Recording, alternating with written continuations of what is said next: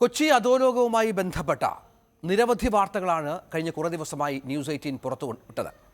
പോലീസിന് പോലും നമ്മുടെ കേന്ദ്ര സുരക്ഷാ ഏജൻസികൾക്ക് പോലും കൃത്യമായി എത്താൻ കഴിയാത്ത പല മേഖലകളിലും ഞങ്ങൾ ഇതുമായി ബന്ധപ്പെട്ടെത്തി. കേരളത്തിൽ പ്രത്യേകിച്ച് കൊച്ചിയിൽ വേരുറപ്പിച്ചിട്ടുള്ള അധോലോക സംഘങ്ങൾ എല്ലാ കാലത്തും വാർത്തയാണ്. ഇപ്പോൾ സജീവമായ സംഘങ്ങൾ ആരെല്ലാമാണെന്ന് തുറന്നു കാട്ടുകയായിരുന്നു ഞങ്ങൾ കഴിഞ്ഞ ഒരാഴ്ചയായി. പെരുമ്പാവൂർ അനസ് എന്ന ഗുണ്ടാത്തലവൻ്റെ നേതൃത്വത്തിലുള്ള സംഘമാണ് ഇപ്പോൾ പ്രബലം. തന്നെക്കുറിച്ചുള്ള വിവരങ്ങൾ പോലീസിന് ചോർത്തിക്കൊടുത്തു എന്നും സംശയിച്ച് സ്വന്തം സംഘാംഗമായ ഉണ്ണിക്കുട്ടനെ കൊന്നുകളഞ്ഞ കൊടും ക്രിമിനലാണ് അനസ്. പെരുമ്പാവൂർ സ്വദേശിയാണ് അനസ്. നിരവധി കുറ്റകൃത്യങ്ങളിൽപ്പെട്ട് കാപ്പ ചുമത്തപ്പെട്ട് എറണാകുളം ജില്ലയിൽ പോലും പ്രവേശിക്കാൻ അനുമതിയില്ലാത്ത ആളാണ്. പാലക്കാട് ജില്ലയിലെ ചെർപ്പുളശ്ശേരിയിൽ ഇരുന്നാണ് കുറച്ചുകാലം മുൻപ് വരെ അനസ് ഗുണ്ടാ സംഘങ്ങളെ നിയന്ത്രിച്ചിരുന്നത്. പിന്നീട് ഇയാൾ ദുബായിലേക്ക് പോയി. അനസിന് സംഘാംഗമായിരുന്ന ഔറംഗസേബ് വെളിപ്പെടുത്തൽ നടത്തിയതിനെ തുടർന്നാണ് പെരുമ്പാവൂർ അനസ് വീണ്ടും വാർത്തകളിൽ നിറഞ്ഞത്. ഞങ്ങളുടെ അസോസിയേറ്റ് എഡിറ്ററും കൊച്ചി ബ്യൂറോ ചീഫുമായ ടോം കുര്യാക്കോസിനാണ് ഔറംഗസേബ് അഭിമുഖം നൽകിയത്. തുടർന്ന് തീവ്രവാദ വിരുദ്ധ സ്ക്വാഡ് ഔറംഗസേബിനെ ചോദ്യം ചെയ്യുകയും ചെയ്തിരുന്നു. പിന്നാലെ ഷെർലിൻ, ഇബ്രാഹിംകുട്ടി എന്നീ അനസിൻ്റെ സംഘാംഗങ്ങളും ഇയാൾക്കെതിരെയും ഇയാളുടെ ഗുണ്ടാ പ്രവർത്തനത്തെയും വിശദീകരിച്ചുകൊണ്ട് രംഗത്ത് വന്നു. ഇതെല്ലാം ഞങ്ങൾ റിപ്പോർട്ട് ചെയ്തിരുന്നു. ഇതോടെ അനസിൻ്റെ സംഘം ടോം കുര്യാക്കോസിന് നേരെ തിരിഞ്ഞു. ടോമിൻ്റെ വീടിന് മുന്നിൽ വന്ന് ചിത്രം പകർത്തി വീട്ടിലുള്ളവരെ ആക്രമിക്കുമെന്ന ഭീഷണി ഉയർത്തി. ഇക്കാര്യങ്ങൾ ചൂണ്ടിക്കാട്ടി ന്യൂസ് 18 ടോം കുര്യാക്കോസും പോലീസിന് ഇതിനകം പരാതിയും നൽകി. വസ്തുനിഷ്ഠമായി വാർത്ത റിപ്പോർട്ട് ചെയ്തതിൻ്റെ പേരിൽ ഗുണ്ടാ അധോലോക സംഘങ്ങൾ മാധ്യമപ്രവർത്തകരുടെ ജീവന് ഭീഷണി ഉയർത്തുന്നത് കേരളത്തിൽ കേട്ടുകേൾവിയുള്ള കാര്യമല്ല. ഇക്കാര്യം ഞങ്ങൾ കേരളത്തിൽ ശ്രദ്ധയിലേക്ക് കൊണ്ടുവരികയാണ്. മാധ്യമ സ്വാതന്ത്ര്യത്തിന് പേരുകേട്ട നാട്ടിൽ ഇത്തരം ചെയ്തികൾ അനുവദിക്കരുത്. ഈ മെസ്സേജുകൾ, നിരവധിയായ ഭീഷണി മെസ്സേജുകൾ ടോമിൻ്റെ വീടിൻ്റെ ചിത്രമടക്കം ചിത്രീകരിച്ചാണ് ടോമിന് തന്നെ അയക്കുകയും ഭീഷണിപ്പെടുത്തുകയും മറ്റും ചെയ്യുന്നത്. We are in front of your house. Inside that house is your family. Be there. We will not leave single person in your house. Stop everything. This is your last warning. എന്ന തരത്തിലുള്ള ഭീഷണി മെസ്സേജുകളാണ് നമ്മൾ ഈ ദൃശ്യങ്ങളിൽ കണ്ടുകൊണ്ടിരിക്കുന്നത്. കഴിഞ്ഞ കുറേ ദിവസങ്ങളായി ഇതിൻ്റെ ഒരു ഭീഷണി ടോം അഭിമുഖീകരിക്കുന്നുണ്ട്. പക്ഷേ ആർജവത്തോടെ വീണ്ടും ഇതുമായി ബന്ധപ്പെട്ട വാർത്തകളുമായി ടോമും ന്യൂസ് 18 മുന്നോട്ട് പോകുന്നുണ്ട്. ടോം തന്നെ നമ്മോടൊപ്പം ചേരുന്നു. ടോമിൻ്റെ വീടിൻ്റെ ചിത്രമാണ് കാണുന്നത്. വന്ന സോഴ്സ് നമുക്ക് വ്യക്തമല്ല, പക്ഷേ ടോമിൻ്റെ വാർത്തകൾ തന്നെയാണ് ഇതിനാധാരം എന്നും വ്യക്തമാണ്. എന്താണ് കഴിഞ്ഞ ഈ വാർത്തകൾ റിപ്പോർട്ട് ശേഷം ടോം അനുഭവിക്കുന്ന പ്രതിസന്ധി?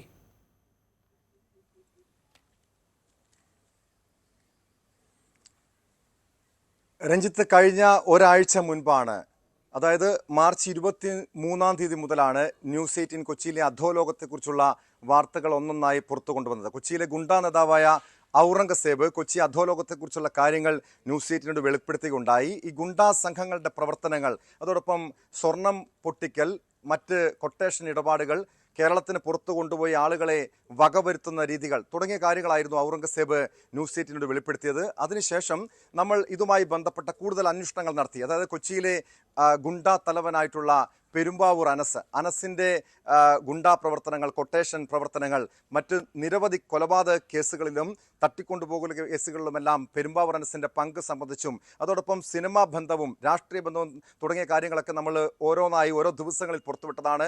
പെരുമ്പാവൂർ അനസ് വിദേശത്തേക്ക് കടന്നത് വ്യാജ പാസ്പോർട്ടിലാണ് തുടങ്ങിയ രേഖകൾ സഹിതം, തെളിവുകൾ സഹിതം ന്യൂസ് 18 പുറത്തുവിട്ടിരുന്നു. ആ വാർത്ത പുറത്തുവിട്ടു. അതായത് മാർച്ച് 23-ാം തീയതി തന്നെ വിദേശത്തു നിന്നും ഇൻ്റർനെറ്റ് കോളിലൂടെ എനിക്ക് ഒരു ഭീഷണി ഫോൺ വന്നു.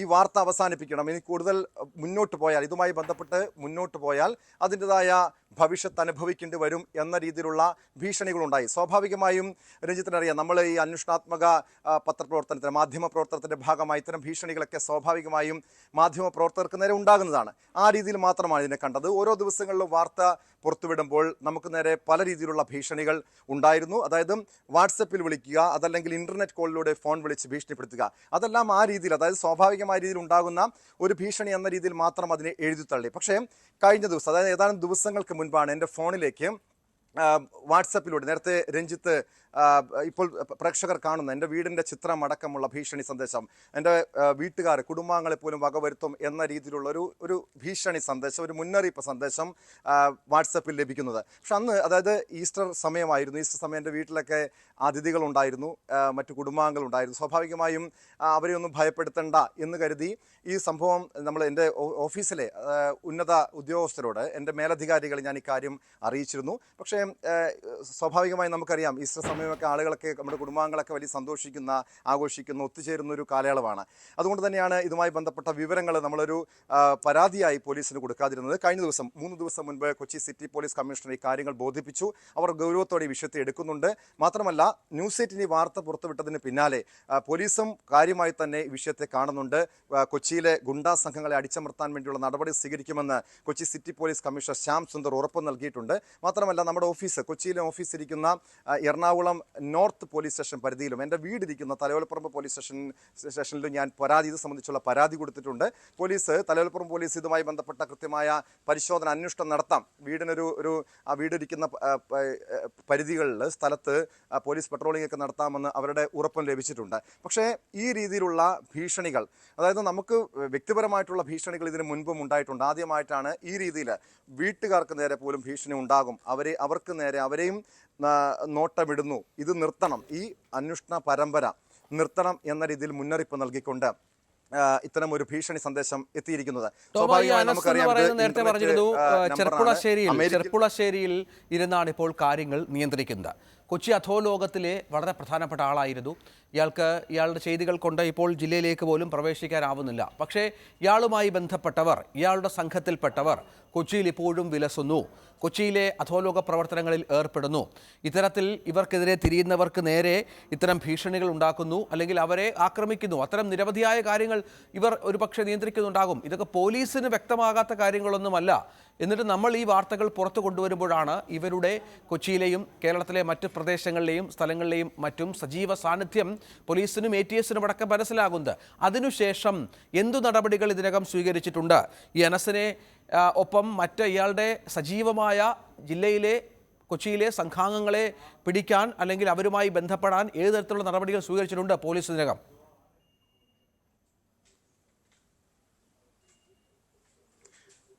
രഞ്ജിത്ത്, ഈ ഔറംഗസേബിന്റെ വെളിപ്പെടുത്തലിന് പിന്നാലെ അത് പെരുമ്പാവൂർ അനസിനെ കേന്ദ്രീകരിച്ച് മാത്രമായിരുന്നില്ല. മറ്റ് കൊച്ചിയിലെ അധോലോകവുമായി ബന്ധപ്പെട്ട്, കൊച്ചിയിലെ മറ്റ് ഗുണ്ടാ സംഘങ്ങളുമായി ബന്ധപ്പെട്ടുള്ള ഓരോ കാര്യങ്ങൾ, എങ്ങനെയാണ് ഇവർ കൊട്ടേഷൻ പ്രവർത്തനങ്ങൾ നടപ്പാക്കുന്നത്, മറ്റ് നിയമവിരുദ്ധ പ്രവർത്തനങ്ങൾ, സ്വർണം പൊട്ടിക്കൽ, ലഹരി കടത്ത്, സ്പിരിറ്റ് കടത്ത് ഉൾപ്പെടെയുള്ള കാര്യങ്ങളെ സംബന്ധിച്ചും ഔറംഗസേബ് വെളിപ്പെടുത്തൽ നടത്തിയിരുന്നു. ഇതിന് പിന്നാലെ പെരുമ്പാവൂർ അനസുമായി ബന്ധപ്പെട്ട് മാത്രമല്ല, മറ്റ് പല ഗുണ്ടാ സംഘങ്ങളുമായി ബന്ധമുള്ളവർ നമുക്ക് ഭീഷണി എന്ന രീതിയിൽ പലരും ഫോണിൽ വിളിക്കുന്നു, സമ്മർദ്ദം ചെലുത്തുന്നു.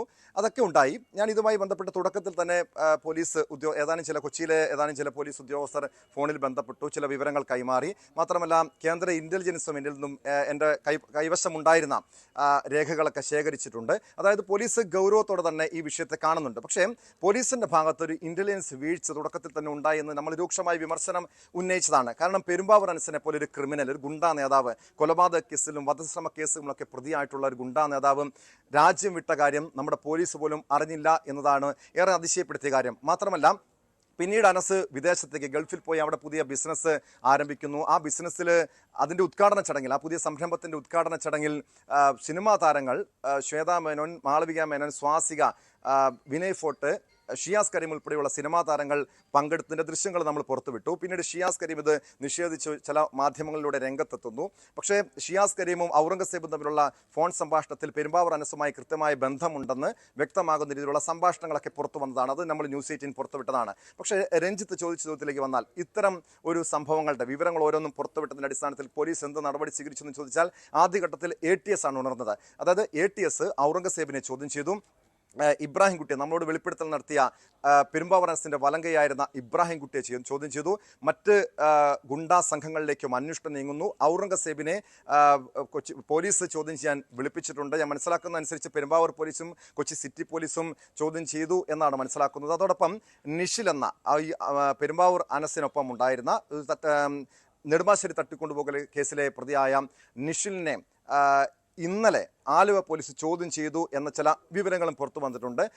അതോടൊപ്പം തന്നെ തിരുവനന്തപുരം തട്ടിക്കൊണ്ടുപോകൽ കേസിലെ പ്രതിയായിട്ടുള്ള ഇട്ടൻ നിലവിൽ വിദേശത്താണ്. ഇട്ടൻ തന്നെ ന്യൂസ് 18 ഇത് സംബന്ധിച്ചുള്ള വീഡിയോ സന്ദേശം നൽകിയതാണ്. പെരുമ്പാവൂർ അനസ് മൂലം തനിക്ക് തൻ്റെ നാട്ടിൽ ജീവിക്കാൻ കഴിയാത്ത അവസ്ഥയാണ്, നാട് വിടേണ്ടി വന്നു എന്ന് പറഞ്ഞുകൊണ്ട്. കാരണം തിരുവനന്തപുരം തട്ടിക്കൊണ്ടുപോകൽ കേസിൽ അനസിൻ്റെ പങ്ക് സംബന്ധിച്ചുള്ള വിവരങ്ങളും പുറത്തു വന്നിട്ടുണ്ട്. നിലവിൽ ഈ ഔറംഗസേബ്, ഇബ്രാഹിം കുട്ടി, നിഷിൽ ഉൾപ്പെടെയുള്ളവർക്ക് പെരുമ്പാവൂർ അനസിന്റെ ഭാഗത്തു നിന്നും ഭീഷണിയുണ്ട്. ഇത് സംബന്ധിച്ചുള്ള പരാതി ഇവർ പോലീസിന് കൈമാറിയിട്ടുണ്ട്. ഇതിന്റെ അടിസ്ഥാനത്തിൽ പെരുമ്പാവൂർ അനസിന്റെ സഹോദരനെ അടക്കം അസീസിനെ അടക്കം പോലീസ് ചോദ്യം ചെയ്യാൻ വിളിപ്പിച്ചു എന്ന വിവരങ്ങളും ലഭ്യമായിട്ടുണ്ട്. എന്തായാലും പോലീസ് ഈ സംഭവത്തെ തുടർന്ന് നമ്മൾ ന്യൂസ് 8 വാർത്ത പുറത്തുവിട്ടതിനെ തുടർന്ന് വാർത്താ പരമ്പര നൽകിയതിനെ തുടർന്ന് പോലീസ് ഉണർന്നിട്ടുണ്ട് എന്ന് തന്നെയാണ് മനസ്സിലാക്കുന്നത്.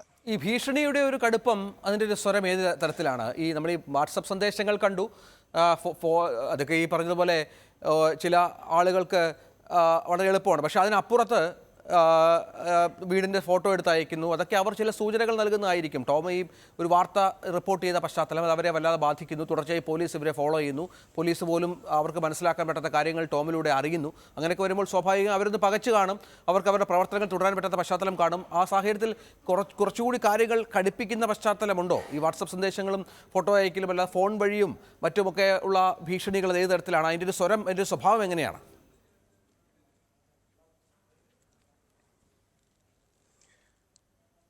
രഞ്ജിത്ത്, ആദ്യഘട്ടത്തിൽ ഫോൺ ഞാൻ പറഞ്ഞു, നമ്മൾ മാർച്ച് 23-ാം തീയതിയാണ് ഇത് സംബന്ധിച്ചുള്ള വാർത്ത, കൊച്ചിയിലെ ഗുണ്ടാ പ്രവർത്തനങ്ങൾ സംബന്ധിച്ചുള്ള വാർത്തകൾ പുറത്തുവിട്ടത്. ആദ്യഘട്ടത്തിൽ ഫോണിലൂടെയുള്ള ഭീഷണി സന്ദേശമായിരുന്നു. ഫോണിൽ നേരിട്ട് വിളിക്കുന്നു, അത് ഇൻ്റർനെറ്റ് കോളാണ്. പിന്നീട് വാട്സപ്പിൽ വിളിക്കുന്നു, ഭീഷണിയുടെ സ്വരം മാറുന്നു. അതായത് ആദ്യഘട്ടത്തിൽ ഒരു സമ്മർദ്ദ തന്ത്രമായിരുന്നുവെങ്കിൽ, നിങ്ങൾ ചെയ്യുന്നത് തെറ്റായ വാർത്തയാണ് എന്ന രീതിയിലുള്ള ഒരു സന്ദേശമാണ് നൽകിയതെങ്കിൽ, നമ്മൾ തെളിവുകൾ പുറത്തുവിടാൻ തുടങ്ങിയതോടുകൂടി ഇവരുടെ സ്വഭാവം, അതായത് ഇവരുടെ സംസാര ശൈലി മാറുന്നു, ഭീഷണിയിലേക്ക് മാറുന്നു. തീർച്ചയായും അതിൻ്റെ ഭവിഷ്യത്ത് അനുഭവിക്കുമെന്ന് പറയുന്നു. പക്ഷെ നമ്മൾ ആ ഭീഷണിയിൽ നമ്മൾ പതറിയില്ല. വീണ്ടും വാർത്തകൾ ഒന്നൊന്നായി ചെയ്തു. ഇത് സംബന്ധിച്ചുള്ള ഭീഷണിയെ സംബന്ധിച്ച് ഞാൻ അതായത് നമ്മുടെ ന്യൂസ് 8-ന്റെ മേലുദ്യോഗസ്ഥരെ കാര്യങ്ങൾ ബോധിപ്പിച്ചിരുന്നു. എല്ലാവിധത്തിലുള്ള പിന്തുണയും എൻ്റെ സ്ഥാപനം എനിക്ക് നൽകി. മാത്രമല്ല, ഇത്തരം ഒരു ഭീഷണി ഉണ്ടായി എന്നറിഞ്ഞ് നിയമപരമായിട്ടുള്ള ടെലിഫോൺ ലൈനുണ്ട്. അൻവർ സാദത്ത് ഒരു വാർത്ത റിപ്പോർട്ട് ചെയ്തതിന്റെ പേരിൽ അനസുമായി ബന്ധപ്പെട്ട, അധോലോകത്തെ നിയന്ത്രിക്കുന്ന അനസുമായി ബന്ധപ്പെട്ട ഔറംഗസീബിൻ്റെ വെളിപ്പെടുത്തലുകൾ റിപ്പോർട്ട് ചെയ്തതിൻ്റെ പശ്ചാത്തലത്തിൽ ടോം കുര്യാക്കോസ് ഞങ്ങളുടെ പ്രധാനപ്പെട്ട പ്രതിനിധിയെ ആ തരത്തിൽ ഭീഷണിപ്പെടുത്തുകയാണ്. പോലീസ് വീടിന് മുന്നിൽ വന്ന് ചിത്രങ്ങളെടുത്ത് അയച്ച് വാട്സപ്പിൽ അയച്ച് നിങ്ങളിനിയും നിങ്ങളുടെ വീട്ടിലെ ഒരാൾ പോലും ഉണ്ടാകില്ല എന്ന് പറയുകയാണ്. നമ്മുടെ കേരളത്തിലാണ് സംഭവിക്കുന്നത് എന്ന് ഓർക്കണം. എവിടെയാണ് നമ്മുടെ പോലീസും മറ്റു സംവിധാനങ്ങളുമൊക്കെ? കേരളത്തിലെ പോലീസ് ആഭ്യന്തര വകുപ്പ് തകർച്ചയിലാണെന്ന് പറയുന്ന ഞങ്ങളെപ്പോഴും ഉന്നയിക്കുന്ന ഒരു വിഷയമാണ്. ആ വിഷയത്തിന്റെ അവസാനത്തെ ഒരു ഉദാഹരണമാണ് ഇപ്പോൾ ടോമിനെതിരെ കാണിക്കുന്ന നമുക്കറിയാം, നാട്ടില് സ്വാഭാവികമായിട്ടും ഇങ്ങനെ ഗുണ്ട ആക്ടിവിറ്റിയിൽ നടക്കുന്ന, അല്ലെങ്കിൽ നമ്മുടെ നാട്ടിലെ മറ്റുള്ള രീതിയിൽ തെറ്റായ രീതിയിൽ പോകുന്ന ആളുകളെ ചൂണ്ടിക്കാണിക്കുക, അവരെ പൊതുസമൂഹത്തെ അറിയിക്കുക എന്നുള്ള ഉത്തരവാദിത്തമാണ് സ്വാഭാവികമായിട്ടും ടോം ചെയ്തിരിക്കുന്നത്, അല്ലെങ്കിൽ ന്യൂസ് 8 ചെയ്തിരിക്കുന്നത്. തീർച്ചയായിട്ടും അതൊരു തെറ്റല്ല. കാരണം ഇപ്പൊ ഞങ്ങള് രാഷ്ട്രീയ പ്രവർത്തകരെ, ഞങ്ങള് പൊതുപ്രവർത്തകരെ എന്തൊക്കെ രീതിയിൽ പത്രമാധ്യമ സുഹൃത്തുക്കൾ, അല്ലെങ്കിൽ പത്രമാധ്യമങ്ങൾ ഞങ്ങളെ തെറ്റുകൾ ചൂണ്ടിക്കാണിക്കുന്നു, ഞങ്ങൾ ചെയ്യുന്ന തെറ്റുകൾ അതിരൂക്ഷമായി വിമർശിക്കുന്നു. അപ്പൊ ഞങ്ങൾ ആരെങ്കിലും ഭീഷണിപ്പെടുത്താനോ അല്ലെങ്കിൽ ഞങ്ങള് ഗുണ്ടാപണിക്കോ പോയിട്ടുണ്ടോ? അപ്പോൾ സമൂഹത്തിൽ ഇങ്ങനെയുള്ള തെറ്റ് ചെയ്യുന്ന ആളുകളെ ചൂണ്ടിക്കാണുന്നത് യാതൊരു തെറ്റില്ല. അപ്പൊ ഇവിടെ ഉണർന്ന് പ്രവർത്തിക്കേണ്ടത് ഈ നാട്ടിലെ നിയമ സംവിധാനങ്ങളാണ്. അത് പ്രത്യേകിച്ചും ആഭ്യന്തര വകുപ്പ്. ഒരു ഗവൺമെന്റിന്റെ പ്രാഥമികമായ ഉത്തരവാദിത്വം എന്താണ്? ഒരു ഗവൺമെന്റിന്റെ പ്രാഥമികമായ ഉത്തരവാദിത്വം ഒരു വ്യക്തിയുടെ അല്ലെങ്കിൽ ഒരു പൗരന്റെ ജീവനും സ്വത്തിനും സംരക്ഷണം നൽകുക എന്നുള്ളത്. അവിടെ പോലീസ് പരാജയപ്പെടുമ്പോഴാണ് ഇങ്ങനെയുള്ള ഗുണ്ട ആക്ടിവിറ്റിയുടെ ആളുകൾ ഉയർന്നു പ്രവർത്തിക്കുകയും അവർക്ക് കൂടുതൽ നമ്മുടെ നാട്ടിൽ സ്വൈര്യമായിട്ട്, അല്ലെങ്കിൽ അവർക്ക് എല്ലാ രീതിയിലുള്ള കാര്യങ്ങൾ അവർ ഉദ്ദേശിക്കുന്ന കാര്യങ്ങളിലേക്ക് ചെയ്യുന്ന ഒരു സാഹചര്യം ഉണ്ടാകുന്നത്. അപ്പോൾ ഇവിടെ പോലീസ് നിഷ്ക്രിയമായത് കൊണ്ട് മാത്രമാണ് ഇങ്ങനെ ഗുണ്ടകൾക്ക് തലപൊക്കി നാട്ടിൽ അനധികൃതമായി പല കാര്യങ്ങളും ചെയ്യാൻ പറ്റുന്നതും അതിലൂടെ അവർക്ക് സാമ്പത്തിക നേട്ടം ഉണ്ടാക്കാനൊക്കെ സാധിക്കുന്നത്. തീർച്ചയായിട്ടും ടോമിനെ പോലുള്ള, അല്ലെങ്കിൽ പത്രമാധ്യമ സുഹൃത്ത് വസ്തുത പറയുമ്പോഴും അത് ചൂണ്ടിക്കാണിക്കുമ്പോൾ അവർക്കെതിരെ ഇതുപോലുള്ള ഗുണ്ടാക്രമണമോ അല്ലെങ്കിൽ ഭീഷണിയോ വന്നാൽ ഒരു സംശയമില്ല, അതിനെതിരെ ഒരു ജനപ്രിയം ഞങ്ങളൊക്കെ വളരെ സ്ട്രോങ് ആയിട്ട് പത്രമാധ്യമ സുഹൃത്തുക്കളുടെ ഒപ്പം ഉണ്ടാകും. ഇത് കേരളത്തിലെ മുഖ്യമന്ത്രി ഇത് ഇടപെടണം, കേരളത്തിലെ ആഭ്യന്തര വകുപ്പ് ഇടപെടണം. തീർച്ചയായിട്ടും പത്രമാധ്യമ സുഹൃത്തുക്കളെ ഇങ്ങനെ ഭീഷണിപ്പെടുത്തുക, അവർ ചെയ്യുന്ന പ്രവൃത്തിയെ അല്ലെങ്കിൽ അതിനെ തടസ്സപ്പെടുത്താൻ ശ്രമിക്കുക എന്നുള്ളത് ഒരു കാരണവശാലും അംഗീകരിക്കാൻ പറ്റാത്ത കാര്യം തന്നെയാണ്. ശ്രീ അൻവർ സാദത്ത് MLA ആണ് ഈ വിഷയത്തിൽ പ്രതികരണവുമായി വന്നത്. ഏതായാലും വലിയ തോതിലുള്ള ഭീഷണി ടോമിനടക്കം നേരിടേണ്ടി വരുന്നു എന്നുള്ളതാണ്. പക്ഷേ ഇതിന് ശേഷവും നമുക്ക് വാർത്തകളുടെ ഒരു കുത്തൊഴുക്കായിരുന്നല്ലോ ടോം. ഇനിയും നമുക്ക് ഒരുപാട് വിവരങ്ങൾ ഇതുമായി ബന്ധപ്പെട്ട് പുറത്തു വരേണ്ടതുണ്ട്. ഇപ്പോഴും ടോമിൻ്റെ കയ്യിൽ ഈ ഗുണ്ടാ സംഘങ്ങളുമായി ബന്ധപ്പെട്ട നിരവധിയായ വിവരങ്ങളുണ്ട്. അത് ആ തരത്തിൽ തന്നെ നമുക്ക് കൊടുക്കേണ്ടി വരും. കാരണം കൂടുതൽ നമുക്ക് പോലീസിനെ ഒക്കെ ലഭ്യമാകുന്ന തരത്തിൽ പോലീസും നടപടി എടുത്തേക്കാം. അങ്ങനെയുള്ള ആ വാർത്താ വഴിയിൽ തന്നെയല്ലേ ഇപ്പോഴും ടോം?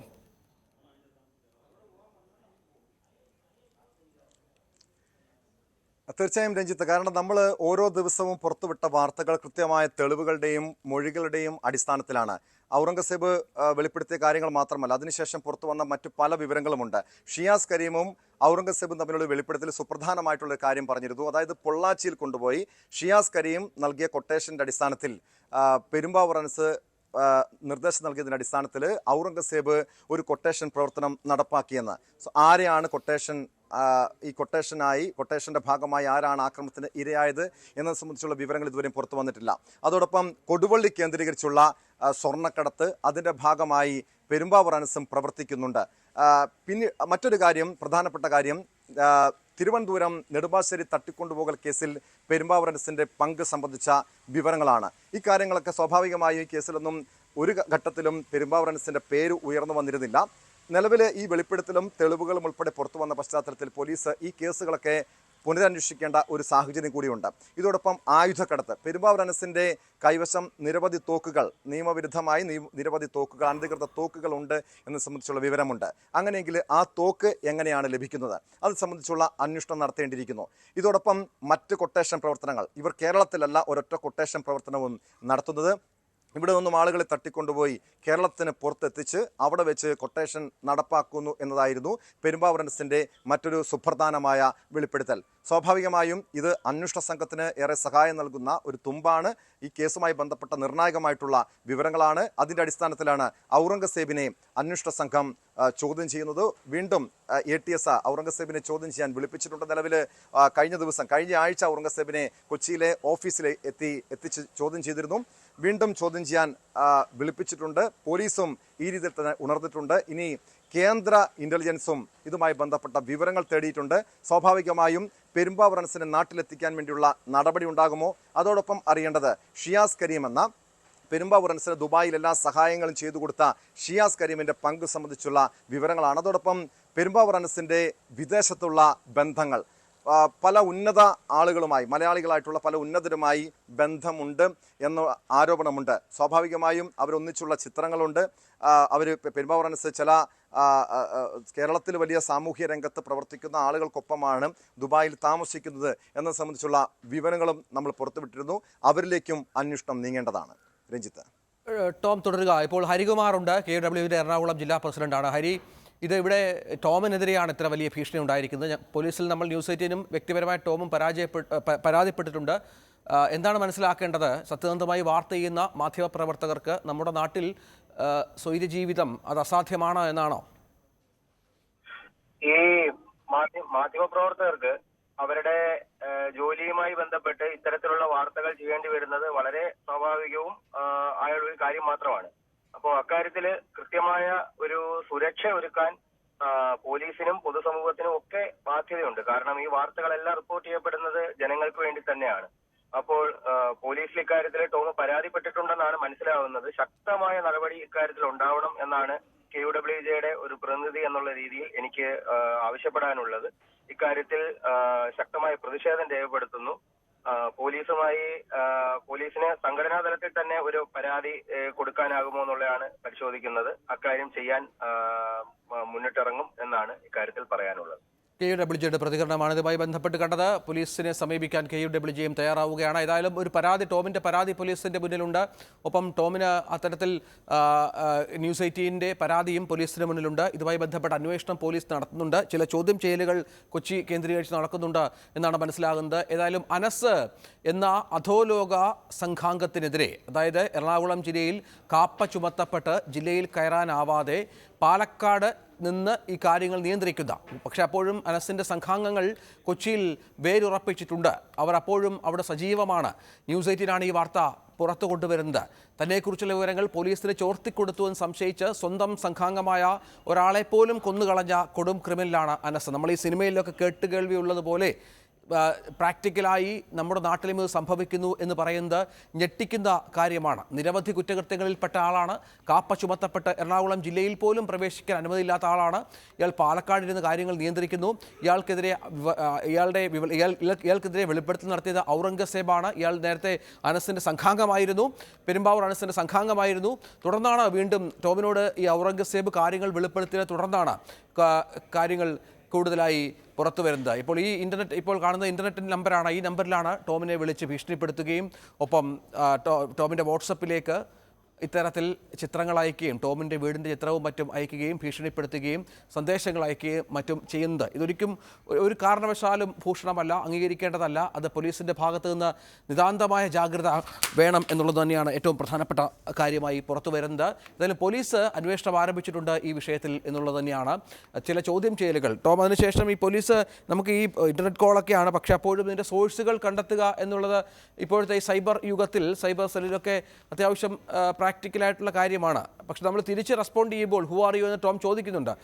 അവർ പ്രതികരിക്കുന്നില്ല എന്ന് വേണം മനസ്സിലാക്കാൻ. ഏതായാലും ഇപ്പോഴും അതിനുശേഷവും ഈ ഭീഷണികളുണ്ടോ?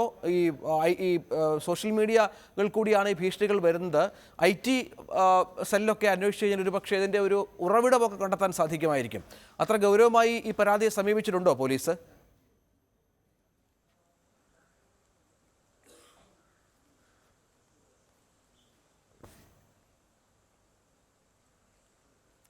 രഞ്ജിത്ത്, നമുക്കറിയാം ഇപ്പം നമ്മൾ പുറത്തുവിട്ട ഇപ്പോൾ പ്രേക്ഷകർ കാണുന്ന ആ ചിത്രം ഒരുപക്ഷെ വ്യക്തമായി തന്നെ നമുക്ക് മനസ്സിലാക്കാൻ കഴിയും ഏത് നമ്പറിൽ നിന്നാണെന്ന്. വിദേശത്തു നിന്നുള്ള നമ്പറാണ്. സാധാരണ ഈ ഇൻ്റർനെറ്റ് കോളിലൂടെയാണ് പല അനധികൃതമായിട്ടുള്ള നിയമവിരുദ്ധമായിട്ടുള്ള പല ഇടപാടുകളും നടക്കുന്നത് എന്ന വിവരങ്ങളൊക്കെ നേരത്തെ നമ്മൾ ഓരോരുത്തരും വിവിധ മാധ്യമങ്ങൾ പല കേസുകളുമായി ബന്ധപ്പെട്ട് റിപ്പോർട്ട് ചെയ്തതാണ്. പ്രത്യേകിച്ചും ഈ തീവ്രവാദ സ്വഭാവമുള്ള ആളുകളൊക്കെയാണ് ഇൻ്റർനെറ്റ് കോളുകൾ പ്രധാനമായും ഉപയോഗിക്കുന്നത്. അതിലേക്ക് അന്വേഷണം എത്തുക എന്ന് പറയുമ്പോൾ അത്ര എളുപ്പമുള്ള കാര്യമല്ല. പക്ഷേ നമ്മുടെ സൈബർ സെല്ല് ഇത്തരം കേസുകളൊക്കെ കണ്ടുപിടിച്ചിട്ടുണ്ട്. ആരാണ് ഇത് വിളിച്ചത്, എവിടെ നിന്നാണ് ഫോൺ കോൾ വന്നത് തുടങ്ങിയ വിവരങ്ങളൊക്കെ സൈബർ സെല്ലിനെ സംബന്ധിച്ച്, സൈബർ പോലീസിനെ സംബന്ധിച്ച് കണ്ടെത്തുക എളുപ്പമായിട്ടുള്ള കാര്യമാണ്. പക്ഷെ സ്വാഭാവികമായും ഞാൻ ഈ പരാതി നൽകിയതിൻ്റെ അടിസ്ഥാനത്തിൽ പോലീസ് ഇതുമായി ബന്ധപ്പെട്ട പ്രാഥമിക അന്വേഷണം ആരംഭിച്ചിട്ടുണ്ട്. എൻ്റെ ഇന്ന് ഫോൺ നമ്പറൊക്കെ വാങ്ങിച്ചിട്ടുണ്ട്. മാത്രമല്ല ഇതോടൊപ്പം എനിക്ക് നേരത്തെ ഫോൺ വന്നത് ഒരു ഡയറക്റ്റ് കോൾ, അതായത് വാട്സപ്പിലൂടെയല്ല, നേരിട്ട് ഫോൺ വന്നത് ഒരു മറ്റൊരു ഇൻ്റർനെറ്റ് കോളിൽ നിന്നാണ്. ആ നമ്പറും പോലീസിന് കൈമാറിയിട്ടുണ്ട്. ഇതുമായി ബന്ധപ്പെട്ട അന്വേഷണം നടത്തുന്നുണ്ട്. എന്തായാലും ഈ രീതിയിലുള്ള നടപടികൾ പോലീസിൻ്റെ ഭാഗത്തു നിന്ന് ഊർജിതമായ നടപടികൾ ഉണ്ടാകുമെന്ന് തന്നെ പ്രതീക്ഷിക്കാം. സാധാരണഗതിയിൽ ഇത്തരം അന്വേഷണാത്മക റിപ്പോർട്ട് നേരത്തെ അൻവർ സാദത്ത് MLA സൂചിപ്പിച്ചതുപോലെ നമ്മൾ രാഷ്ട്രീയ പാർട്ടികൾക്കെതിരെയൊക്കെ ഇതിലും ശക്തമായ രീതിയിലുള്ള വാർത്തകൾ ചെയ്തിട്ടുണ്ട്. വലിയ രീതിയിലുള്ള ആക്രമണം ഒരു മാധ്യമ പ്രവർത്തകരുടെ ഭാഗത്തു നിന്നും ശക്തമായ രീതിയിലുള്ള അന്വേഷണാത്മക റിപ്പോർട്ടുകൾ പല രാഷ്ട്രീയ നേതാക്കൾക്കെതിരെയും ഉണ്ടായിട്ടുണ്ട്. പക്ഷേ ഈ രീതിയിലുള്ള ഒരു സമീപനം പലപ്പോഴും ഉണ്ടാകാറില്ല. പ്രകോപനപരമായി ചില ആൾക്കൂട്ടത്തിനിടെ ചില സമ്മേളനങ്ങളൊക്കെ പോകുമ്പോൾ എതിരായി റിപ്പോർട്ട് ചെയ്യുമ്പോൾ ചിലപ്പോൾ ചെറിയ രീതിയിലുള്ള കയ്യേറ്റങ്ങളൊക്കെ ഉണ്ടാകാം. പക്ഷേ ഇത്തരം ഭീഷണികൾ ഒരുപക്ഷെ കേരളത്തിൽ അപൂർവമായിരിക്കാം. അതുകൊണ്ട് തന്നെയാണ് ആദ്യഘട്ടത്തിൽ ഞാൻ സൂചിപ്പിച്ചല്ലോ, അത്ര ഗൗരവമായിട്ട് ഈ വിഷയത്തെ എടുത്തില്ല. ഇതിനു മുൻപും പല വാർത്തകൾ ചെയ്തപ്പോഴും എനിക്ക് വ്യക്തിപരമായ ഭീഷണികൾ ഉണ്ടായിട്ടുണ്ട്. പക്ഷേ ഈ രീതിയിലുള്ള ഒരു ഭീഷണിയുടെ സ്വഭാവം അതാദ്യമാണ്. അതുകൊണ്ട് തന്നെയാണ് ഇങ്ങനെ പരാതിയുമായി മുന്നോട്ട് പോകാൻ എൻ്റെ സ്ഥാപനം തന്നെ എന്നോട് ആവശ്യപ്പെട്ടത്. അതനുസരിച്ച് പരാതികൾ നമ്മൾ സമർപ്പിച്ചത്. കൃത്യമായ ഒരു വലിയ നിയമപരമായി ഇത് മുന്നോട്ട് പോകാനുള്ള പിന്തുണ ന്യൂസ് 18 ഭാഗത്തുനിന്ന് എനിക്ക് ലഭ്യമായിട്ടുമുണ്ട്. രഞ്ജിത്ത്, അതുതന്നെയാണ് സാഹചര്യം. ഏതായാലും ഭീഷണി തുടരുന്നുണ്ട് ടോമിന്. പക്ഷേ ടോം വാർത്തയിൽ നിതാന്ത ജാഗരൂകനായി തന്നെ റിപ്പോർട്ട് ചെയ്തുകൊണ്ടിരിക്കുകയും ചെയ്യുന്നു. ഈ വീടിൻ്റെ മുന്നിലൊക്കെ വന്ന് വീടിൻ്റെ ഫോട്ടോ എടുത്ത് ടോമിൻ്റെ വാട്സപ്പിലേക്ക് അയച്ചു കൊടുക്കുക. തുടർന്ന് അത് ഇനിയും വീട്ടിലെ അംഗങ്ങളെ അത്തരത്തിൽ അപായപ്പെടുത്തും എന്നുള്ള ഭീഷണി സന്ദേശം അയക്കുക. സിബി മാത്യൂസ് IPS ടെലിഫോൺ ലൈനുണ്ട്. സിബി മാത്യൂസ്, ഞങ്ങൾ നൽകിയൊരു വാർത്ത, ടോം നൽകിയ ഒരു വാർത്തയുടെ പേരിലാണ് ഇപ്പോൾ നിരന്തരമായ ഭീഷണി ഉണ്ടാകുന്നത്. ഈ അധോലോക സംഘങ്ങളുടെ ഒരു രീതി ഇങ്ങനെയാണോ? അവർ ഈ ഭീഷണിപ്പെടുത്തുക എന്നതിനപ്പുറം അവർക്ക് അവരുടേതായ ഒരു പക്ഷേ ദൗർബല്യം കൊണ്ടായിരിക്കാം ഇത്തരത്തിലുള്ള ഭീഷണികളൊക്കെ വരുന്നത്. അത് എത്രത്തോളം നമ്മൾ ജാഗ്രതയോടെ കാണണം? അധോലോക സംഘങ്ങൾ സംബന്ധിച്ച് വാർത്ത കൊടുത്തത് പുറത്തു അതിലെ ആളുകളുടെ പേരൊക്കെ പറഞ്ഞതിൽ ഭീഷണി ഉണ്ടായിരിക്കും. അതിനെ സംബന്ധിച്ച് പോലീസ് ഡിപ്പാർട്ട്മെന്റിൽ നിന്ന് ശക്തമായ നടപടികൾ എടുക്കണം. ഇപ്പോൾ കാപ്പ പോലെയുള്ള നിയമങ്ങളൊക്കെ ഉണ്ടല്ലോ, അത് കർശനമായിട്ട് നടപ്പിലാക്കുകയാണെങ്കിൽ തീർച്ചയായിട്ടും ഒരു വ്യത്യാസം ഉണ്ടാകും, വലിയ വ്യത്യാസം ഉണ്ടാകും. അതിനകത്ത് രാഷ്ട്രീയ ഇടപെടലുകൾ ഇല്ലാതിരിക്കാനും ഗവൺമെന്റിന്റെ ഉന്നത ഭാഗങ്ങളിൽ നിന്ന് അതിനുള്ള സംരക്ഷണം വാർത്ത ചെയ്യുന്നവർക്ക് ഉണ്ടാകണം. അതിനുള്ള അനസ് എന്ന് പറയുന്ന ഈ ഗുണ്ടാ സംഘാംഗം അയാളെ കൊച്ചിയിൽ സജീവമായിരുന്നു. ഇയാളെ കാപ്പ ചുമത്തി കൊച്ചിയിൽ നിന്ന് കടത്തിയതാണ്. ജില്ലയിൽ പ്രവേശിക്കാൻ അനുമതിയില്ല. പക്ഷേ ഇയാൾ പാലക്കാട് ഇരുന്നാണ് കാര്യങ്ങൾ നിയന്ത്രിക്കുന്നത്. പക്ഷേ ഇയാളുടെ സംഘാംഗങ്ങൾ കൊച്ചിയിൽ ഇപ്പോൾ സജീവമാണ് എന്നാണ് മനസ്സിലാക്കേണ്ടത്. അതെ, അത്തരത്തിലാണ് കാര്യങ്ങൾ. അല്ല, അത് കണ്ടുപിടിക്കാനുള്ള സംവിധാനം ഉണ്ടല്ലോ, പോലീസ് ഡിപ്പാർട്ട്മെന്റിനുണ്ടല്ലോ.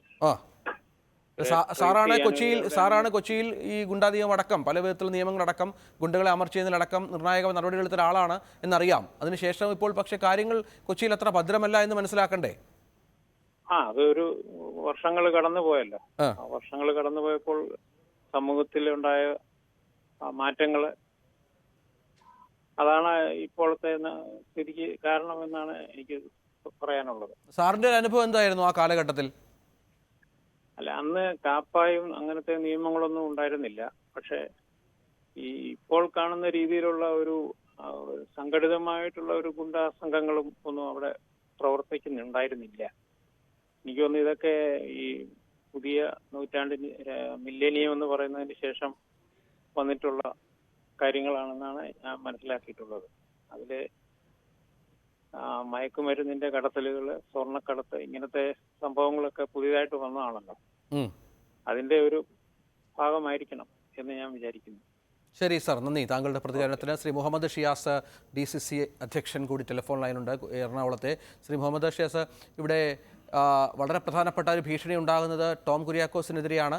ടോം വാർത്ത റിപ്പോർട്ട് ചെയ്തതിൻ്റെ പേരിൽ കൊച്ചിയിൽ ഈ ഗുണ്ടാ വിളയാട്ടം, താങ്കൾക്കൊക്കെ ഒരു പക്ഷേ ഇതുമായി ബന്ധപ്പെട്ട് കൂടുതൽ അനുഭവങ്ങൾ ഉണ്ടായിരിക്കാം, അത് അമർച്ച ചെയ്യാനായിട്ടില്ല എന്നാണോ? സംസ്ഥാന സർക്കാരിന്റെ പോലീസിന്റെ നിഷ്ക്രിയത്വമാണ് നമുക്കിവിടെ ബോധ്യപ്പെടുന്നത്. ഒരു മാധ്യമ പ്രവർത്തകൻ, ഒരു മാധ്യമ സ്ഥാപനത്തിന്റെ ബ്യൂറോ ചീഫായിട്ടുള്ള ഒരാൾ ഒരു വാർത്ത ചെയ്തതിന്റെ പേരിൽ അദ്ദേഹത്തിനും അദ്ദേഹത്തിന്റെ കുടുംബത്തിനെതിരെ ഭീഷണി മുഴക്കുക, സാമൂഹ്യ മാധ്യമങ്ങളിലൂടെ അത് അറിയിക്കുക. അപ്പൊ പോലീസ് എന്താണ് നോക്കിയിരിക്കുന്നത്? പോലീസ് സംവിധാനം എന്ന് പറയുന്നത് നോക്കുകുത്തിയായി മാറിയിരിക്കുകയാണ്. ഈ ഭരണത്തിന് കീഴിൽ നമുക്കറിയാം, മുഖ്യമന്ത്രിയുടെ നവകേരള സദസ്സ്, ഈ നവകേരള സദസ്സിൽ എറണാകുളത്തെത്തിയപ്പോൾ ഗുണ്ടാ സംഘങ്ങളാണ്, അതായത് കാപ്പ കേസുകളിൽ പ്രതിയാക്കപ്പെട്ട ഗുണ്ടാ സംഘങ്ങളാണ് മുഖ്യമന്ത്രിക്ക് അകമ്പടി സേവിച്ചത്. അവരുടെയൊക്കെ നേതൃത്വത്തിലാണ് ഇത്തരത്തിലുള്ള അക്രമങ്ങളെല്ലാം ഉണ്ടാകുന്നത്. അവരുമായി ബന്ധപ്പെട്ടുള്ള ഈ സംഘങ്ങൾ തന്നെയാണ്.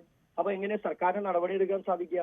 മുഖ്യമന്ത്രിയുടെ നവകേരള സദസ്സിന് അകമ്പടി കൊടുത്ത് അവർക്ക് പ്രതിഷേധിച്ചവരെ തലയും അതുപോലെ കയ്യും കാലൊക്കെ തല്ലി ഓടിച്ച ആളുകൾ, അത്തരത്തിലുള്ള ആളുകൾക്ക് എല്ലാ സംരക്ഷണവും ഈ സർക്കാരിന്റെ ഭാഗത്ത് നിന്ന് കിട്ടുകയാണ്. ഇത് കോടതി മാത്രമേ ഉള്ളൂ നമ്മൾക്ക് മുമ്പിലുള്ള ഒരു നീതി നടപ്പിലാക്കാനുള്ള ഒരു സംവിധാനം എന്ന് പറയുന്നത്. സർക്കാർ ദുർബലപ്പെട്ടിരിക്കുകയാണ്, ആഭ്യന്തര വകുപ്പ് ദുർബലപ്പെട്ടിരിക്കുകയാണ്.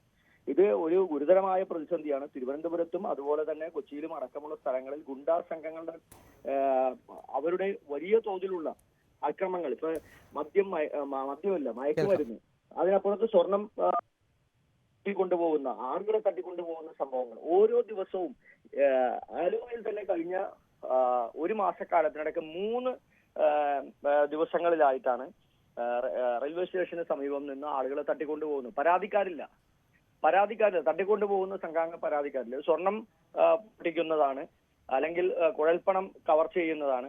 ഒരു നടപടിയില്ല. എത്ര കോടി രൂപയുടെ ഈ ഇത്തരത്തിലുള്ള രാജ്യദ്രോഹപരമായിട്ടുള്ള നിലപാടുകൾ ഉണ്ടാകുമ്പോൾ സംസ്ഥാന സർക്കാർ പോലീസ് നിഷ്ക്രിയത്വം എന്ത് നടപടിയാണ് സ്വീകരിക്കുന്നത്? അപ്പൊ ഇത് ഗുരുതരമായിട്ടുള്ള പ്രതിസന്ധിയും പ്രത്യാഘാതവുമാണ് നാട്ടിലുണ്ടാക്കുന്നത്. ഇത് ഒന്നില്ലെങ്കിൽ കോടതിയിനകത്ത് കൃത്യമായ ഇടപെടൽ നടത്തണം, സ്വയമേധ നടത്തണം എന്നുള്ളതാണ് നമ്മളുടെ അഭിപ്രായം. കാരണം സംസ്ഥാന സർക്കാരിന്റെ ഭാഗത്ത് നിന്ന് യാതൊരു തരത്തിൽ അനുകൂലമായ നിലപാടുകൾ ഉണ്ടാകില്ല എന്ന് നമ്മൾക്ക് തുടരുക ദയവായി തുടരുക. മന്ത്രി ശ്രീ വി എൻ വാസവൻ കൂടി ടെലിഫോണിലുണ്ട്. ശ്രീ വി എൻ വാസവൻ, കൊച്ചിയിലാണ്, കേരളത്തിലാണ് ഈ ഭീഷണികളും മാധ്യമപ്രവർത്തകർ നേരെ ഗുണ്ടാസംഘങ്ങളുടെ ഭീഷണികളും ഈ കൊലപ്പെടുത്തുമെന്നുള്ള സന്ദേശങ്ങളും മറ്റും അയക്കുന്നത്. പോലീസ് കാര്യക്ഷമമായി ഇടപെടണ്ടേ ഈ വിഷയത്തിൽ? സർ, കേൾക്കാം. ഒരു സംഭവം ഉണ്ടായാൽ നമ്മുടെ നാട്ടിൽ മാധ്യമ സ്വാതന്ത്ര്യത്തിന് നേരെയും അതോടൊപ്പം തന്നെ നമ്മുടെ നാടിന്റെ നിയമ സമാധാനത്തിന്റെ സംരക്ഷണം ഉറപ്പാക്കുന്ന നീക്കത്തിനെതിരെയുള്ള ഒരു ഭീഷണി കൂടിയായിട്ട് വേണം ഇത്തരത്തിലുള്ള ഭീഷണികളെ കണക്കാക്കാൻ. അതുകൊണ്ട് പോലീസ് ശക്തമായി ഈ കാര്യത്തിൽ നടപടി സ്വീകരിക്കാൻ തയ്യാറാകുമെന്ന കാര്യത്തിൽ എനിക്ക് സംശയമില്ല. മാധ്യമ സ്വാതന്ത്ര്യത്തിനെതിരായിട്ടുള്ള ഒരു ഭീഷണിയുടെ സ്വരമാണ് ശ്രീ ടോമിനെ ഭീഷണിപ്പെടുത്തിയതിലൂടെ സുഹൃത്തു കൂടിയായ ശ്രീ ടോം മാധ്യമ പ്രവർത്തകരിൽ കേരളം അറിയപ്പെടുന്ന ഏറ്റവും ശ്രദ്ധേയനായ മാധ്യമ പ്രവർത്തകനാണ്. അദ്ദേഹം യാഥാർത്ഥ്യബോധത്തോടുകൂടി ഒരു വാർത്ത പുറത്തു കൊണ്ടുവരാൻ ശ്രമിച്ചപ്പോൾ അതിനെതിരെ ഭീഷണിയായി വരുന്നത് അപലനീയമാണ്, പ്രതിഷേധാർഹമാണ്. അതിനെതിരെ അധികാരികൾ ശക്തമായ നടപടി സ്വീകരിക്കണമെന്നാണ് എൻ്റെ അഭിപ്രായം. ശരി, നന്ദി മിനിസ്റ്റർ. ഏതായാലും ശ്രീ മുഹമ്മദ് ഷിയാസും മന്ത്രി വി എൻ വാസവനുമാണ് ഈ വിഷയത്തിൽ പ്രതികരിച്ചത്. ടോം, ഇതൊക്കെയാണ് ഏറ്റവും പ്രതികരണം ഈ രീതിയിലാണ്. പോലീസിൻ്റെ ഭാഗത്തുനിന്ന് ഇനിയും കൂടുതൽ നീക്കങ്ങൾ ഉണ്ടാകുമെന്ന് പ്രതീക്ഷിക്കാം അല്ലേ?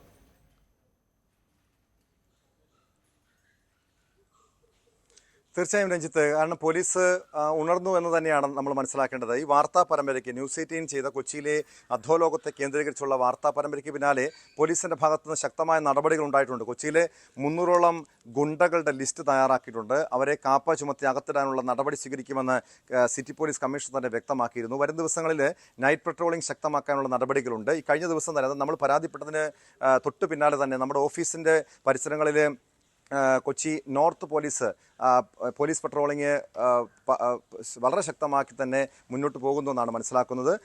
ഈ ഒരു പരാതിയുടെ അടിസ്ഥാനത്തിൽ നമ്മൾ ഇത് സംബന്ധിച്ച് ഇത്തരം ഭീഷണി ഉണ്ടായി എന്ന പരാതിയുടെ അടിസ്ഥാനത്തിൽ തന്നെ പോലീസ് ശക്തമായ നടപടി സ്വീകരിക്കുമെന്ന് സിറ്റി പോലീസ് കമ്മീഷണർ ഉറപ്പ് നൽകിയിട്ടുണ്ട്. അതോടൊപ്പം തന്നെ കൊച്ചിയിലെ ഈ ഗുണ്ടാ സംഘങ്ങളെ അമർച്ച ചെയ്യുന്നതിന് വേണ്ടിയുള്ള നടപടിയും പോലീസിൻ്റെ ഭാഗത്തു നിന്ന് ഉണ്ടാകുന്നുണ്ട്. ഔറംഗസേബിനെയും അതോടൊപ്പം ഇബ്രാഹിം കുട്ടിയെ നിഷിലിനെയും ചോദ്യം ചെയ്യാൻ വിളിപ്പിച്ചു. പെരുമ്പാവൂർ അനസിൻ്റെ സഹോദരനെ പെരുമ്പാവൂർ പോലീസ് ചോദ്യം ചെയ്യാൻ ഇന്നലെ വിളിപ്പിച്ചു എന്നാണ് മനസ്സിലാക്കാൻ കഴിയുന്നത്. അതായത് ഈ കേസുമായി ബന്ധപ്പെട്ട് നമ്മൾ നൽകിയ അന്വേഷണാത്മക വാർത്താ പരമ്പരയുടെ പശ്ചാത്തലത്തിൽ കൊച്ചിയിലെ ഗുണ്ടാ സംഘങ്ങളുടെ എല്ലാ നിയമവിരുദ്ധ ഇടപാടുകളും ലഹരിക്കടത്ത്, മറ്റ് സ്പിരിറ്റ് കടത്ത് ഉൾപ്പെടെയുള്ള കാര്യങ്ങൾ വീണ്ടും പരിശോധിക്കുന്നുണ്ട്. മാത്രമല്ല മറ്റു പല വെളിപ്പെടുത്തലുകളുടെയും പശ്ചാത്തലത്തിൽ പഴയ കേസുകൾ പെരുമ്പാവൂർ അനസിന് ബന്ധമുണ്ട് എന്ന് ആരോപണം ഉയർന്ന പശ്ചാത്തലത്തിൽ അതൊക്കെ പുനരന്വേഷിക്കാൻ വേണ്ടിയുള്ള നടപടികളും പോലീസിന്റെ ഭാഗത്തു നിന്നും പ്രതീക്ഷിക്കാം. രഞ്ജിത്ത്, അന്ന് ഈ വാർത്ത പുറത്തു വന്നപ്പോൾ ശ്രീ നിഷിൽ ഇബ്രാഹിം നമ്മളോട് സംസാരിച്ചിരുന്നു. നിഷിൽ ചില കാര്യങ്ങൾ വെളിപ്പെടുത്തി. അതിലേക്ക് അനസ് പെരുമ്പാവൂര്, അതായത് അനസ് എന്ന് ഇപ്പൊ ഞാൻ അനസ് എന്ന് വിളിക്കുന്നത്, അനസിന്റെ കൂടെ നിങ്ങള് ആൾക്കാരെല്ലാം അനസ് പെരുമ്പാവൂർ എന്ന് പറയപ്പെടുന്ന അനസിന്റെ കൂടെ കുറെ നാളായിട്ട് ഉണ്ടായിരുന്ന ഒരു വ്യക്തിയാണ്. അനസ് മുഖാന്തരം നാട് ഉപേക്ഷിക്കേണ്ടി വന്ന ഒരാളാണ് ഞാൻ. അനസിന് വേണ്ടിയിട്ട് ഒരു കിഡ്നാപ്പിംഗ് കേസിൽ പ്രതിയായിട്ട് 73 ദിവസം കാക്കനാടും ആലുവായിട്ട് ജയിലിൽ കിടക്കേണ്ടി വന്നാണ്. എന്നെ തിരിഞ്ഞും കൂടി നോക്കിയിട്ടില്ല. അതിൽ ഒരുപാട് ആൾക്കാർ ബന്ധപ്പെട്ടിട്ടുണ്ട്. ബന്ധപ്പെട്ട ആൾക്കാരുടെ പേര് നമുക്കിപ്പോൾ ഇതിനകത്ത് പറയാൻ പറ്റില്ലല്ലോ. അപ്പൊ അനസിന് വേണ്ടിയിട്ട് കിഡ്നാപ്പിംഗ് കേസിൽ ബന്ധപ്പെട്ട് അനസിന് വേണ്ടിയിട്ട് ഒരുപാട് കാര്യങ്ങൾക്ക് വേണ്ടിയിട്ട് നമ്മൾ ഇറങ്ങി പുറപ്പെട്ടിട്ടുണ്ട്. അനസ് ഒന്നിനും നമ്മൾ എന്താക്കിയിട്ടില്ല, തിരിഞ്ഞു നോക്കിയിട്ടുള്ള ഒരു സപ്പോർട്ടും കാര്യങ്ങളില്ല. ആ കേസിന് പൈസയും വാങ്ങിച്ച് അഡ്വാൻസും വാങ്ങിച്ച് എല്ലാം വാങ്ങിച്ചിട്ട് ഒരു റിയാല് പോലും, ഒരു രൂപ പോലും മനസ്സ് ആ കേസിന് വേണ്ടിയിട്ട് ഞങ്ങൾക്ക് വേണ്ടിയിട്ട് ചെലവാക്കിയിട്ടില്ല. ഞങ്ങൾക്ക് വേണ്ടി ചെലവാക്കിയത് ഞങ്ങളുടെ കുടുംബങ്ങളാണ്. എൻ്റെ ഫാമിലിയാണ് എന്നെ കേസിന് വേണ്ടിയിട്ട് നോക്കി എന്നെ പുറത്ത് ജാമ്യത്തിൽ 73 ദിവസമാണ് ഞാൻ അനസിന്റെ ഒരു കാര്യത്തിന് വേണ്ടിയിട്ട് നമ്മൾ അതിനകത്ത് കിടന്ന. അനസിന്റെ പേര് പോലും നമ്മൾ അതിനകത്ത് വലിച്ച് കൊണ്ടുവന്നിട്ടില്ല. അനസിന്റെ പേര് പോലും ഞങ്ങൾ പറഞ്ഞിട്ടില്ല. ഞങ്ങൾക്ക് അനസിന്റെ പേര് പറഞ്ഞാൽ രക്ഷപ്പെടാമായിരുന്നു. പക്ഷെ ഞങ്ങൾ അനസിന്റെ പേര് പോലും പറഞ്ഞിട്ടില്ല. ഞങ്ങൾ അത്രയും ആത്മാർത്ഥമായിട്ട് നിന്നതാണ്, ഞാനടക്കം. ഞാനിപ്പോൾ എൻ്റെ കാര്യമാണ് പറയണം. ഞാൻ അത്രയും ആത്മാർത്ഥമായിട്ട് അനസിന്റെ കൂടെ അനസ് തിരിച്ചും കൂടി നോക്കിയില്ല. അവന് മൂട്ടിലെ പൊടിയും തട്ടിയിട്ട് ഇറങ്ങി ഓടിക്കളഞ്ഞ്. മനസ്സിലായില്ലേ? തീർച്ചയായിട്ടും അവൻ കൂട്ടത്തിലുള്ളവരെ സംരക്ഷിക്കില്ല. അവനും അവന്റെ ജ്യേഷ്ഠനും മാത്രമേ ഉള്ളൂ. കൂട്ടത്തിലുള്ള ആരെയും അവൻ സംരക്ഷിക്കില്ല. അത് ബോധ്യപ്പെട്ടത് കൊണ്ടും പിന്നെ എങ്ങനെയുള്ള ഈ ചില ഈ വഴിവിട്ട കാര്യങ്ങൾ വന്ന് എനിക്കത് വ്യക്തിപരമായിട്ട് അത് അഡ്മിറ്റ് ചെയ്യാൻ പറ്റാത്ത രീതി കൊണ്ടുള്ള ഞാൻ പിന്മാറിയിരുന്നത്. പിന്നെ അതായത് കളവായിട്ടുള്ള കാര്യങ്ങൾ പറഞ്ഞിട്ട് ആളുകളുടെ അടുത്ത് പൈസ വാങ്ങാം. ഉദാഹരണം എന്ന് പറഞ്ഞു കഴിഞ്ഞാൽ കൊട്ടേഷൻ എടുക്കുക, കൊട്ടേഷൻ എടുത്തിട്ട് അത് നടപ്പിലാക്കാതിരിക്കുക, അവരുടെ അടുത്ത് നിന്ന് പൈസ വാങ്ങാം, അത് നടപ്പിലാക്കാതിരിക്കുക, പിന്നെ അവരായിട്ട് അവര് ബന്ധപ്പെടാൻ ശ്രമിക്കുമ്പോൾ പിന്നെ അവരെ ബന്ധപ്പെടാതിരിക്കുക. അങ്ങനെയുള്ള കാര്യങ്ങൾ നിരന്തരം വന്ന് കളവായിട്ടുള്ള കാര്യങ്ങൾ നിരന്തരം വന്നു കഴിഞ്ഞപ്പോഴാണ് ഞാൻ അതിൽ നിന്ന് പിന്മാറിയത്. ഇത് വേറെ ഒന്നുമില്ലാന്നേ, ഇത് വെറുതെ ഒരു ഷോ ഓഫ് കാണിച്ചിട്ട് കുറച്ച് പൈസ വാങ്ങുക, ആളുകളെ പറ്റിക്കുക എന്നുള്ളത് മാത്രമേ ഉള്ളൂ. അത് ബോധ്യപ്പെട്ടപ്പോഴാണ് നമ്മൾ അതിൽ നിന്ന് പിന്മാറിയത്. പൈസ വാങ്ങി തട്ടിപ്പ് നടത്തുക എന്നുള്ളത് മാത്രമാണ്. ഞാൻ ഒരു വലിയ എന്തോ ഒരാളാണ് എന്ന് പൊതുജനങ്ങൾക്ക് മുമ്പിൽ ബോധ്യപ്പെടുത്തി പലരിടത്തുനിന്നും പൈസ വാങ്ങാന്ന് മാത്രമേ ഉള്ളൂ. പിന്നെ അത് നടപ്പിലാക്കലൊന്നുമില്ല. നടപ്പിലാക്കുന്നത് അവന്റെ കൂട്ടത്തിലുള്ള ആളുകൾക്കെതിരെ മാത്രമേ ഉള്ളൂ. അവന്റെ ഒപ്പം നിൽക്കാത്തത് കൊണ്ടിട്ടുള്ള വിരോധം, അങ്ങനെ അത് മാത്രമേ ഉണ്ടാവുള്ളൂ. പുറത്ത് ആരെയും കൊട്ടേഷൻ എടുത്തിട്ട് എന്തെങ്കിലും ചെയ്തതായിട്ടുള്ള എനിക്ക് ഒരറിവില്ല. ടോം കുര്യാക്കോസിനെതിരെ അധോലോക സംഘങ്ങളുടെ വധഭീഷണി, ഔറംഗസീബ് എന്ന ആൾ അനസിനെതിരെ അഭിമുഖം നൽകിയത് അത് ടോം നൽകിയതിനെ തുടർന്നാണ്. വാർത്തയാക്കിയതിനെ തുടർന്നും ഇത് പോലീസ് ശ്രദ്ധിച്ചു. തീവ്രവാദ വിരുദ്ധ സ്ക്വാഡ് നടപടി സ്വീകരിച്ചു. തുടർന്നാണ് ടോമിനെ ടാർഗറ്റ് ആക്കുന്നത്. ഏതായാലും പോലീസിൽ പരാതിയുണ്ട്. പോലീസ് ശക്തമായ നടപടി സ്വീകരിക്കുമെന്ന് പ്രതീക്ഷിക്കുകയും ചെയ്യുന്നു.